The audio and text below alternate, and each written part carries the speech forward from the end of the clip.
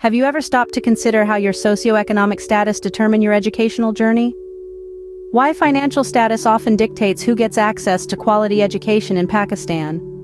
It's a harsh reality that many face, and it's a form of discrimination that often goes unmentioned. The issue at hand is educational discrimination, a silent, insidious force that continues to shape our societies. In regions like Swat, Balochistan, Sindh, and rural Punjab, poverty rates are higher compared to urban areas. This directly impacts children's access to education. In these regions, infrastructure for education is often inadequate. Schools lack proper buildings, classrooms are overcrowded, and there's a shortage of basic facilities like desks, chairs, and even clean drinking water. Without adequate infrastructure, children struggle to learn in an environment conducive to education. Financial constraints pose a significant barrier to education. Many families in these regions live below the poverty line, struggling to afford even basic necessities. From school fees to expenses for books and uniforms, the financial burden of education can be overwhelming for families already struggling to survive. It is nearly impossible to acquire education in true means in such circumstances. Consider the case of a small town in rural Pakistan. Let's call it Town A. In Town A, the local school is underfunded and understaffed. The teachers, despite their best efforts, are stretched thin, juggling multiple grades in a single classroom.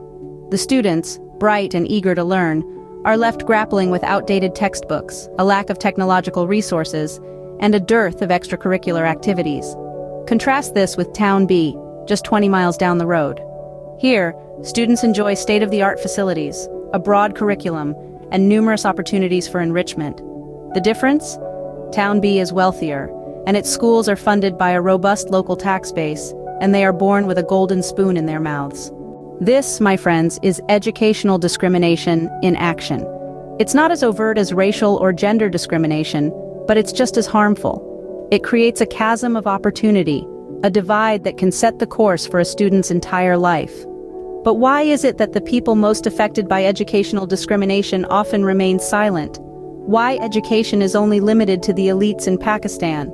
It's not because they don't care or because they're not aware. It's because they often lack the resources and platforms to voice their concerns.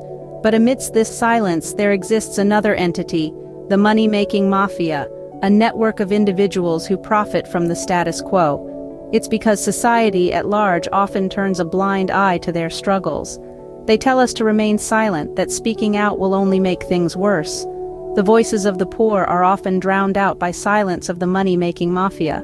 Until this cycle is broken, true equality in education will remain an elusive dream for many in Pakistan. The question then becomes, how do we bridge this gap?